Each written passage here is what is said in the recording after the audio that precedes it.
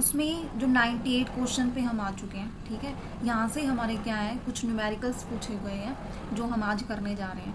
तो फर्स्ट जो न्यूमेरिकल है हमारा वो क्या है, 98 पूछ रखा है, X Y Z are partner sharing profit in equal ratio. यानी 3 पार्टनर्स हैं, एक्स वाई और जेड, इनकी जो रेशो है प्रॉफिट शेयरिंग रेशो वो क्या है, इक्वली, यानी 1:1:1, ठीक है। तो आगे क्या पूछ रखा है, capital balance on 1 April 2023, X rupees 50,000 balance, Y rupees 40,000 balance and Z rupees 30,000 balance. यानी इसमें क्या बोल रखा है कि जो कैपिटल है, जो तीनों पार्टनर्स की जो कैपिटल है, एक्स की, वाई की और जेड की, वो कितनी दे रखी है, एक्स की कितनी दे रखी है 50,000, वाई की कितनी दे रखी है 40,000 एंड जेड की कितनी दे रखी है 30,000। उसके बाद देखो क्या बोल रखा है, दे प्राइवेट एसेट आर, जो उनकी प्राइवेट एसेट है वो कितनी दे रखी है, एक्स की कितनी दे रखी है 20,000, वाई की कितनी दे रखी है 2,000 एंड जेड की कितनी दे रखी है 5,000। यानी इसमें क्या दे रखा है, क्या बता दिया, फर्स्ट कि जो तीनों पार्टनर है उनकी जो प्रॉफिट शेयरिंग रेशो क्या है, इक्वली है। फिर क्या बोला इन्होंने क्वेश्चन में कि तीनों की कैपिटल दे रखी है 1 अप्रैल 2023 से, इनकी जो कैपिटल कितनी है वो दे रखी है। उसके बाद इनकी प्राइवेट एसेट दे रखी है, यानी इनके कंपनी में कोई रोल नहीं है, जो ये एसेट है इनकी खुद की है, ठीक है। तो वो कितनी दे रखी है, ये दे रखी है। तो अब क्वेश्चन में पूछ क्या रखा है, क्या पूछ रखा है, what is the extent of their liability in the firm.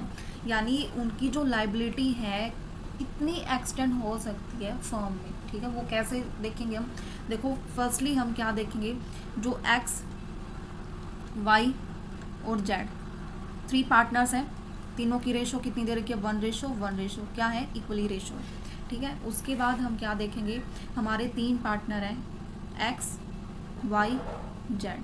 अब देखो एक्स की कैपिटल कितनी दे रखी है हमारी 50,000, फिर वाई की कैपिटल कितनी दे रखी है 40,000, फिर जेड की कैपिटल कितनी दे रखी है 30,000, ठीक है।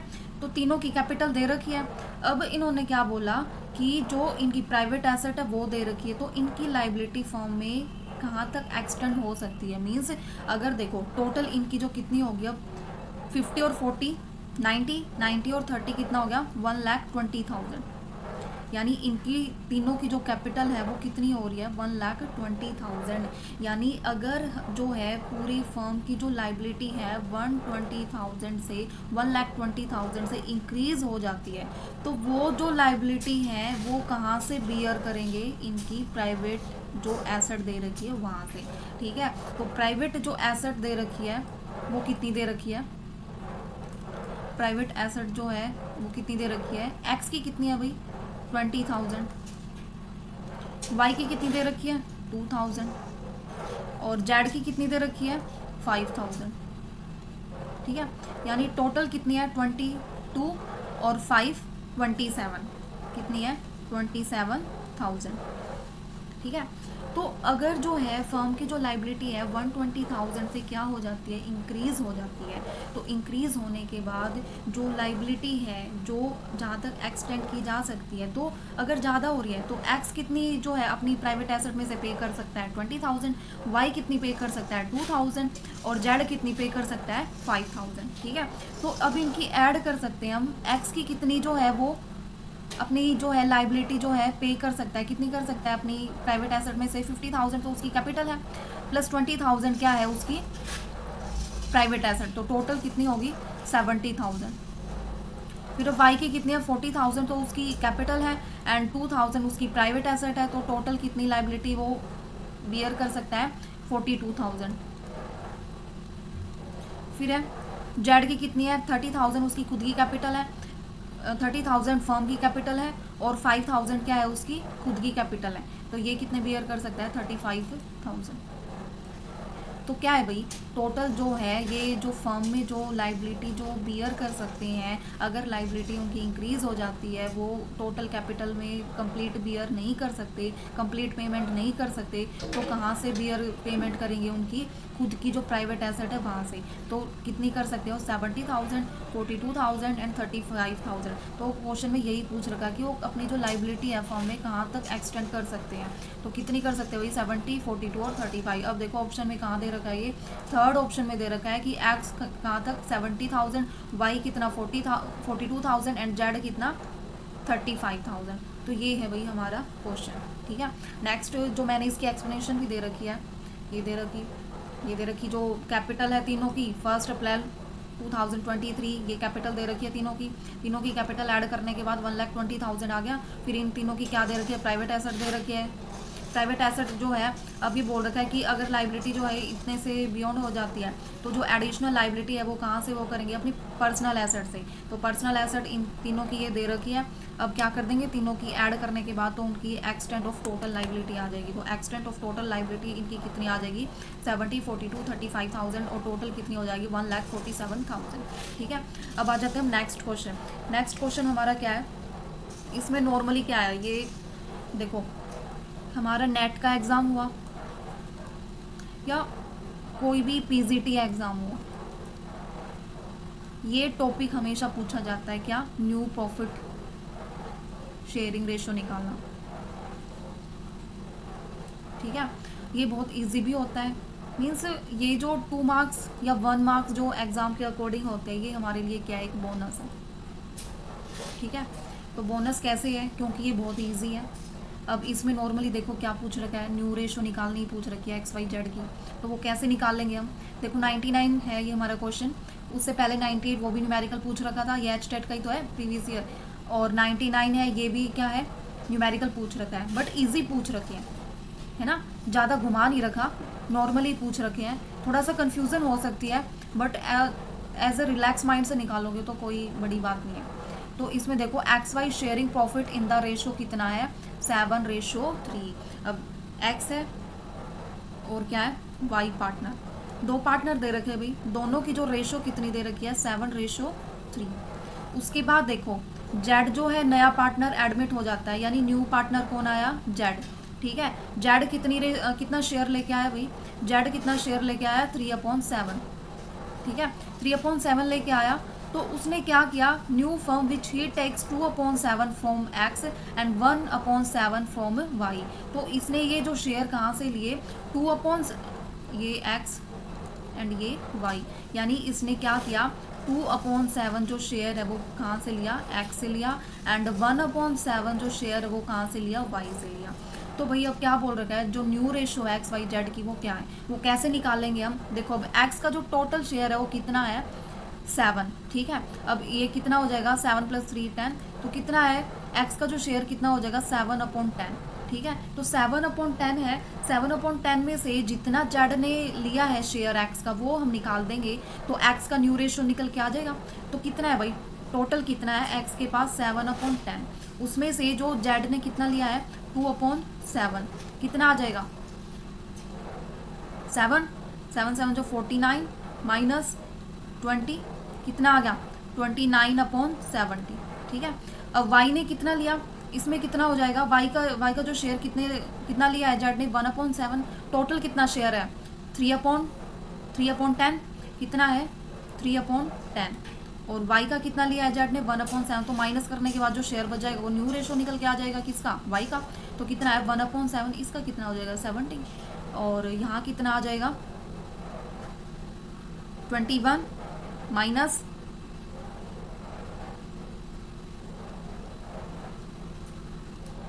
11/70। ठीक है। इसके बाद अब क्या बच गया, X की न्यू रेशो कितनी निकल के आ गई भाई, 29/70। Y की न्यू रेशो कितनी निकल के आ गई, 11/70। अब देखो Z का कितना शेयर था भाई, कितना शेयर लेके एडमिट हुआ था, 3/7। तो अब क्या कर देंगे, जो डिनोमिनेटर है वो हम सेम कर देंगे, सेम करेंगे, कितना है, 70। अब 70 को सेम करने के लिए 10 से मल्टीप्लाई कर दो, नीचे 10 से हो रही है तो ऊपर भी 10 से मल्टीप्लाई कर दो, कितना आ जाएगा, 30। अब कितना आ गया भाई, जो न्यू रेशो है हमारी कितनी आ गई, X की, Y की और Z की। X की कितनी है भाई, 29, ये रहा। Y की कितनी है, 11, Z की कितनी है भाई, 30। तो अब देखो ये ऑप्शन में कहाँ दे रखा है, ऑप्शन में कहाँ दे रखा है, ये third option, 29 ratio, 11 ratio, 30 ratio, ये है भाई हमारा आंसर। ठीक है। क्या था अब इस क्वेश्चन में, करने वाला तो कुछ है ही नहीं, नॉर्मली क्वेश्चन है जो हम 11th-12th में करते आ रहे हैं। 11th-12th में जो बेसिक चीज़ थी, हमने पार्टनर्स वाला जो चैप्टर स्टार्ट किए थे, admission of new partner, retirement of new partner. ठीक है। तो नॉर्मली वही जो है न्यू रेशो ही निकालना पूछ रखा है। अगर क्वेश्चन में सैक्रिफाइसिंग रेशो निकालना पूछ ले, गेनिंग रेशो निकालना पूछ ले, ठीक है, ओल्ड रेशो गिवन है, न्यू रेशो निकालो और फिर बाद में सैक्रिफाइसिंग रेशो निकालो या गेनिंग रेशो निकालो, न्यू दे रखी है पहले, तो यही क्वेश्चन बनते हैं। बट यहाँ से जो एक क्वेश्चन है ना, बिल्कुल श्योर है, ठीक है, कि यहाँ से एक क्वेश्चन तो आना ही आना है और बिल्कुल क्या है, फ्री। ये तो मैंने थोड़ा सा डीपली समझाया है, ये ऐसे एल्सियम वगैरह की, बट ऐसे करने वाला नहीं है। नॉर्मली फटाफट 2/7 है, ये देखो कि इतना शेयर इसका ले लिया, फटाफट सॉल्व करो। इतना बच्चों वाली कैलकुलेशन करने की नीड है नहीं, क्योंकि ये बोर्ड एग्जाम नहीं है, ये 12th क्लास के बोर्ड एग्जाम नहीं है कि तुम पूरा कंप्लीट, तुम्हें पूरा परफॉर्मा बनाना है, कि तुम्हें डीप में बच्चों की तरह कैलकुलेशन करके दिखानी नहीं। नॉर्मली जैसे जिसका सॉल्व हो रहा है फटाफट सॉल्व करो, टिक लगाओ, ठीक है। अब करेंगे हम नेक्स्ट क्वेश्चन। नेक्स्ट देखो भी न्यूमेरिकल तो नहीं दे रखा है, बट थोड़ा सा मीन्स जो ऐसे क्वेश्चन होते हैं ना असर्शन और रीज़न वाले, इनमें थोड़ा सा मिस्टेक होने का बहुत ज़्यादा वो रहता है। वो कैसे रहता है, क्योंकि दोनों अगर असर्शन और रीज़न दोनों ट्रू हैं, ये भी ट्रू है और ये भी ट्रू है, बट हमें वो रीज़न लग रहा है बट वो रीज़न है नहीं, तो बहुत बार ये ज़्यादा मिस्टेक हो जाती है। बट देखो इस क्वेश्चन में दे क्या रखा है, हमें क्या दे रखा है, if a share holder fails to pay the amount of one और more calls on his share the company में फॉरफिट हिज शेयर। यानी इसमें बोल रखा है कि जो शेयर होल्डर है, अगर शेयर होल्डर जो है एक या एक से ज़्यादा जो कॉल्स हैं शेयर्स की, वो पे करने में फेल हो जाता है, वो पे नहीं कर पाता, तो कंपनी क्या करती है भाई, उसके जो शेयर है वो क्या कर लेती है, फॉरफिट कर लेती है, जब्त कर लेती है, ठीक है। यानी हिंदी में भी आप देख सकते हो क्या लिख रखा है, जो हिंदी मीडियम के स्टूडेंट हैं, यदि कोई अंशधारी अपने अंश पर एक या अधिक याचनाओं को चुकाने में असफल रहता है, तो कंपनी उन अंशों का क्या कर लेती है, जब्त कर लेती है, यानी फॉरफिट कर लेती है। ये तो भाई सही है, जब पेमेंट ही नहीं करेगा, वो कॉल्स की पेमेंट नहीं करेगा तो क्या करेगा, जब्ती कर लेगी, फॉरफिट कर लेगी कंपनी उनके शेयर्स को, ठीक है। ये तो ये हमारी जो स्टेटमेंट है क्या है, ट्रू है। अब जो सेकंड स्टेटमेंट देखो, भी सेकंड में क्या बोल रखा है, even after forfeiture of share that shareholder is responsible to pay the amount due from him until the company receive full amount on those share। अब क्या बोला रीजन में, उसने रीजन में बोला कि कंपनी जो है अब शेयर तो फॉरफिट कर लिए, किसके, शेयर होल्डर के, तो शेयर होल्डर शेयर फॉरफिट करने के बाद तो जो शेयर होल्डर है ना भाई, वो रिस्पॉन्सिबल होता है जो अमाउंट में जो फेल हुआ है, जो अमाउंट उसने कॉल्स का पे नहीं किया है, ठीक है, तो वो अमाउंट क्या करेगा, वो पे करेगा, ठीक है। कब तक पे करेगा, जब तक जो है कंपनी पूरा जो अमाउंट है वो रिसीव नहीं कर लेती, जितना उसकी कॉल्स का अमाउंट है, जब तक वो रिसीव नहीं कर लेती तो वो क्या है, वो जो है उनकी पेमेंट करेगा, और पेमेंट करने के बाद जो है उसके शेयर वापस किए जाएंगे, ठीक है। तो ये बात भी क्या है भाई, ट्रू है।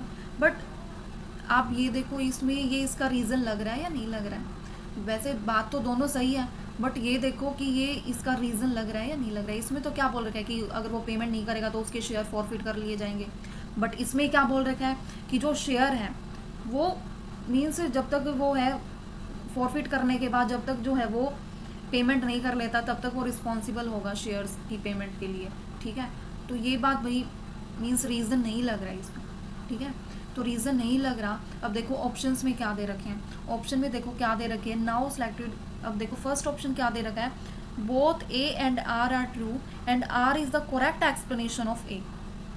दोनों सही है, ये बात तो ठीक है भाई, दोनों सही है, बट क्या ये करेक्ट एक्सप्लेनेशन है ए की।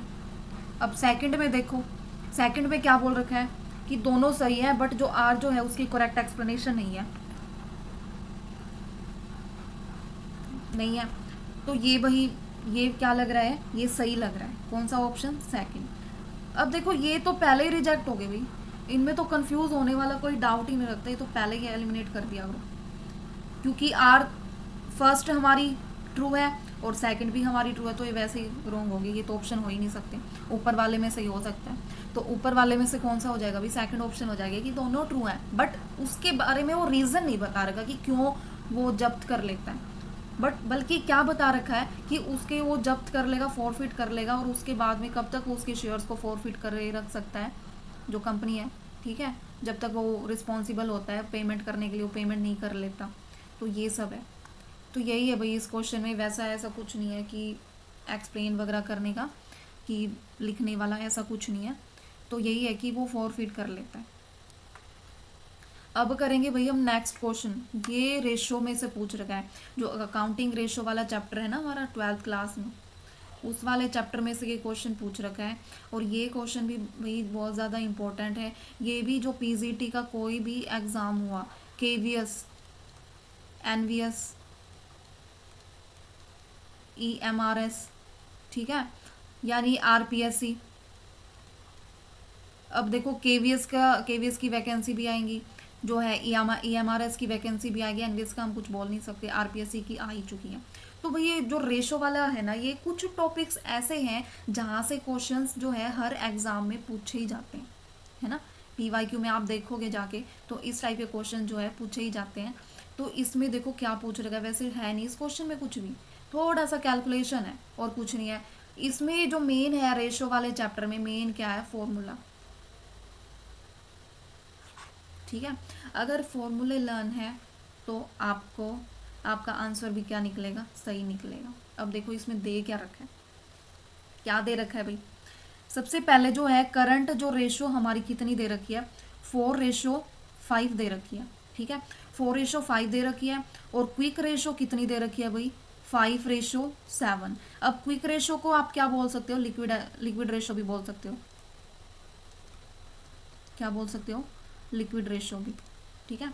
तो लिक्विड रेशो भी बोल सकते हो, क्विक रेशो भी बोल सकते हो, ठीक है। और इसमें एक चीज़ और गिवन है, हमारी करंट लाइबिलिटी वो कितनी दे रखी है भाई, 3,50,000, कितनी दे रखी है, 3,50,000। और इसमें क्या निकालना है, इन्वेंट्री का अमाउंट निकालना है। क्या निकालना है, इन्वेंट्री का अमाउंट वो निकालना है, ठीक है। वो कैसे निकाल लेंगे, देखो भाई जो करंट रेशो है हमारी, जो करंट रेशो का फॉर्मूला क्या होता है, करंट रेशो का फॉर्मूला क्या होता है, current asset upon current liability.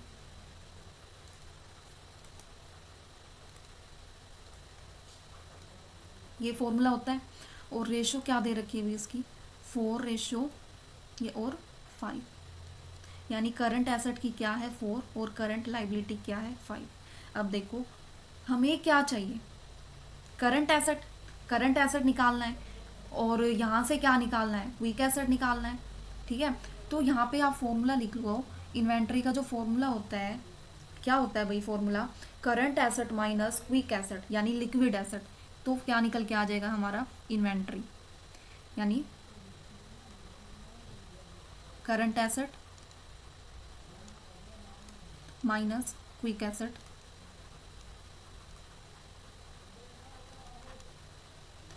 तो ये है भाई, इसमें से ये माइनस कर दोगे आपका क्या निकल के आ जाएगा, इन्वेंट्री निकल के आ जाएगा, ठीक है। तो इन्वेंट्री निकल के आ जाएगा। तो उससे पहले हमें किस चीज़ की नीड है, करंट एसेट निकालना है और क्विक एसेट निकालना है, ये दोनों निकालने हैं। तो सबसे पहले हम क्या निकालेंगे, करंट एसेट निकालेंगे। अब करंट एसेट कैसे निकालेंगे भाई, हमारे पास क्या गिवन है, current liability, current liability given है तो हम करंट एसेट निकाल सकते हैं। कैसे निकाल लेंगे, करंट लाइबिलिटी हमारी कितनी गिवन है, 3,50,000, कितनी गिवन है भाई, 3,50,000। अब 3,50,000 है तो इसकी वैल्यू कितने से कर रखा है ये, 70,000, यानी एक की वैल्यू है तो ये कितने से निकाल रखा है ये, 70,000। अब 70,000 है तो 4 की भी कितनी हो जाएगी, मल्टीप्लाई 70,000, तो कितनी हो जाएगी भाई, 2,80,000। क्या है ये, हमारी करंट एसेट निकल के आ गई। ऐसे ही तो निकालते हैं कि कोई भी चीज़ दे रखी है, जैसे कॉस्ट प्राइस और सेलिंग प्राइस जैसे हम निकालते हैं ना, तो ऐसे ही यही ट्रिक यूज़ करनी है कि एक की वैल्यू दे रखी है, ठीक है, और उसकी जो है कितनी टोटल वैल्यू दे रखी है हमें 3,50,000, तो कितने से उसकी जो है मल्टीप्लाई करें, तो क्या इनके बीच में कैसे करेंगे, डिवाइड करने के बाद कितना 70,000, तो 70,000 से अब फिर ये कंप्लीट निकालने के लिए क्या कर देंगे, 4 × 70,000 आ जाएगा। फिर उसके बाद भाई हम क्या निकालेंगे, क्विक एसेट। क्विक एसेट निकालने का फॉर्मूला क्या होता है भाई, इसका फॉर्मूला क्या होता है, quick asset upon current liability.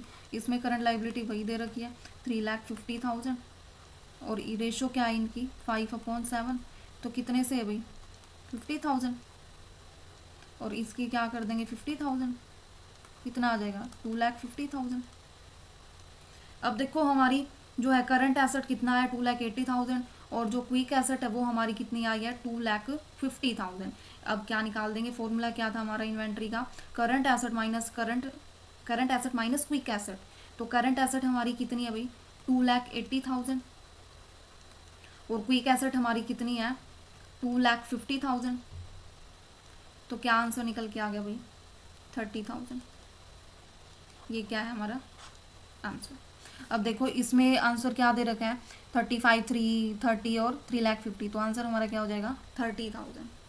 ठीक है, तो ये है भाई, थोड़ा सा कैलकुलेटिव तो है बट इजी है, अकॉर्डिंग टू फॉर्मूला चलोगे तो कोई दिक्कत नहीं है।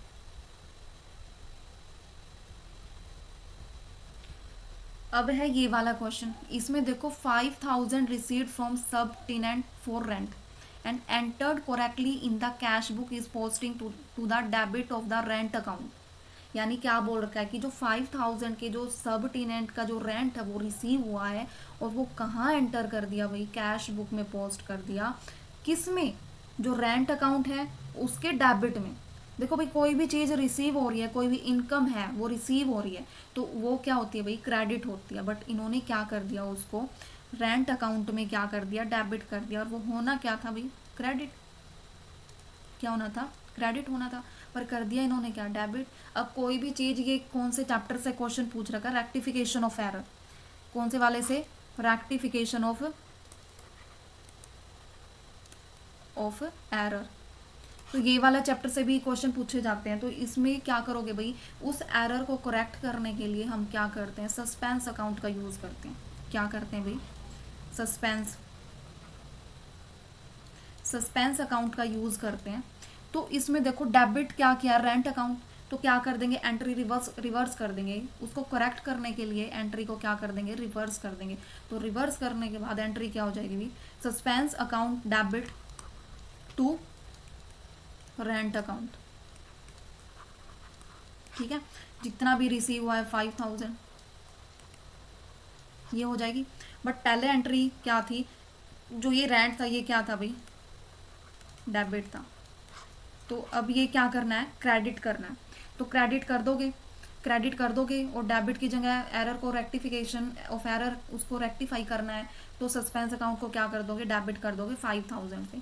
बट देखो इसमें ये एंट्री वगैरह नहीं पूछ रखी, बट क्वेश्चन में एंट्री वगैरह भी पूछी जाती है, ऑप्शंस में ऐसे एंट्री डाल के दे देंगे और पूछ लेंगे कि कौन सी एंट्री ठीक है, बट इसमें एंट्री वगैरह नहीं पूछ रही, इसमें पूछ रखा है, वो हम देखते हैं क्या पूछ रखा है। The debit total will be greater by 10,000 than the credit total. अब देखो जो मिस्टेक कर रखी है वो क्या है कि जो डेबिट का जो टोटल बैलेंस है वो 10,000 ग्रेटर है किससे, क्रेडिट बैलेंस से। कैसे, 5,000 तो रेंट के थे, वो तो डेबिट में हम लिखेंगे, एक्सपेंसेस है, ठीक है, बट जो रिसीव हुए हैं सब टेनेंट से वो 5,000 भी रेंट अकाउंट में क्या कर दिए डेबिट कर दिए। तो कितना हो गया भाई 10,000 का अमाउंट हो गया, कितना हो गया 10,000 का अमाउंट हो गया। तो वो क्या कर रखा है, वो डेबिट ग्रेटर है 10,000 किससे, क्रेडिट के जो बैलेंस है उससे, कितना 10,000। तो अब क्या करेंगे, ये एंट्री क्या है भाई हमारी सही है, इसमें कोई मिस्टेक थोड़ी है, सच में ये 10,000 जो है ग्रेटर है क्रेडिट से। सेकंड देखो the total debit total will be greater by 5,000 ही थोड़ी है, जो रेंट का बैलेंस है वो भी तो, और जो रिसीव हुआ है वो भी तो है। फिर subject to other entries being correct the total will agree, ये भी नहीं हो सकता, नन ऑफ दीज, ये तो है ही नहीं। तो इसका जो करेक्ट आंसर क्या है भाई 1। ठीक है, तो ये है भाई आज के क्वेश्चन जो न्यूमेरिकल जो है मेन जो क्वेश्चन में पूछे गए थे। वैसे अगर नॉर्मली देखा जाए तो ना ही ज़्यादा जो लेवल है वो मॉडरेट लेवल है, ना हम ज़्यादा इजी बोल सकते, क्योंकि ये इस टाइप के क्वेश्चंस थोड़े से ट्रिकी होते हैं, क्योंकि बच्चे क्या करेंगे सेकंड वाला ऑप्शन करेक्ट कर देंगे, बट जो रियल में जो आंसर है वो कौन सा है फर्स्ट है। तो ये इस टाइप के क्वेश्चंस प्रैक्टिस करोगे, पीवाईक्यू करोगे, फिर नेक्स्ट जो क्वेश्चन एक यूथ पब्लिकेशन की जो बुक्स दे रखी है वहाँ से प्रैक्टिस करोगे तो ये सारे क्लियर हो जाएंगे, क्योंकि इस टाइप के क्वेश्चंस पीवाईक्यू में पूछे जाते हैं। ठीक है, तो कौन सा क्वेश्चन किया भाई आज हमने, एक तो कौन सा किया रेक्टिफिकेशन ऑफ एरर का, जिसमें क्या करनी थी रेंट की एंट्री जो है वो क्या कर रखी थी एरर फॉर्म हो रखा था और वो रेक्टिफाई करना था, और वो रेक्टिफाई कैसे हुआ सस्पेंस अकाउंट को डेबिट कर दिया, बट आंसर में कुछ और ऑप्शन पूछ रखा था वो हमने देख चुके हैं। और उससे पहले भाई हमने क्या क्वेश्चन किया, इसमें जो है करंट रेशो दे रखी है, करंट लाइबिलिटी गिवन है, हमारी रेशो गिवन है, ठीक है, क्या अमाउंट निकालना है, इन्वेंट्री का अमाउंट निकालना है, यानी स्टॉक का अमाउंट, ठीक है। तो वो कैसे निकालेंगे, करंट एसेट में से जो क्विक लिक्विड एसेट है वो निकाल देंगे, वो निकल के आ जाएगा। तो उसके लिए हमें किस चीज़ की नीड होगी, करंट एसेट की नीड होगी और क्विक एसेट की। वो कैसे निकालेंगे, ये चीज़ गिवन है इससे और ये रेशो गिवन है, इससे हम वो निकाल देंगे, हमारा आंसर निकल के आ जाएगा। फिर उससे पहले हमने क्या कौन सा क्वेश्चन किया था, फॉरफिट वाला क्वेश्चन किया था, ये भी हम कर चुके हैं। उससे पहले कौन सा किया था, रेशो वाला क्वेश्चन किया। रेशो वाले में नॉर्मली न्यू रेशो निकालनी है, ठीक है। उनका शेयर दे रखा है और कितना जो नया पार्टनर आया उसने कितना शेयर लिया है वो दे रखा है। उससे पहले फिर क्या आया, हमारा कैपिटल वाला दे रखा है कि कितनी जो लाइबिलिटी वो एक्सटेंड कर सकते हैं फर्म में, कितनी कर सकते हैं, वो हमने क्या कर दी, जितनी कैपिटल दे रखी है, फिर उनकी जो प्राइवेट एसेट जहाँ से वो पेमेंट कर सकते हैं, टोटल लाइबिलिटी जो उनकी हो सकती है वो हमने ऐड कर दी। ऐड करने के बाद आंसर निकल के आ गया। तो ये है भाई हमारे न्यूमेरिकल पोर्शन। कल हम क्लास में मोस्टली क्वेश्चन कवर करने की कोशिश करेंगे विदाउट न्यूमेरिकल, क्योंकि न्यूमेरिकल तो आज हो चुके हैं, यही क्वेश्चन पूछे गए थे। होगा तो एक होगा शायद, नहीं तो यही क्वेश्चन थे इंपॉर्टेंट जो पूछे गए थे एस्टेट के पीवाईक्यू में लास्ट ईयर।